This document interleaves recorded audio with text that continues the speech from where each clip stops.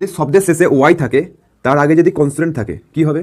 কোনো শব্দের শেষে যদি ওয়াই থাকে তার আগে যদি ভাওয়েল থাকে তাহলে কি হবে? দেখো ওয়াই কি হয়ে যাবে, ওয়াই হয়ে যাবে I E S L A D. দেখো আমি এল এ ডি লিখলাম, এই ওয়াইটা হয়ে যাবে আই ই এস।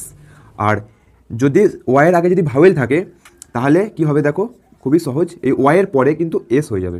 ঠিক আছে, এই ওয়াইটা কিন্তু আর উঠে যাবে না। আর এবার দেখো একই রকম নিয়ম, যদি ওয়ের আগে কনসোনেন্ট থাকে তবে কি হবে? ওয়ের আগে যদি কনসোনেন্ট থাকে এই ওয়ের পরে ইএস যুক্ত হয়ে যাবে। ঠিক আছে, আর ওয়ের আগে যদি ভাওয়েল থাকে তাহলে সিঙ্গুলার থেকে প্লুরাল করতে গেলে কি হবে? একই রকম নিয়ম। এখানে কি হয়েছিল দেখো, এখানে কি হয়েছিল? এস, এখানেও এস হয়ে যাবে।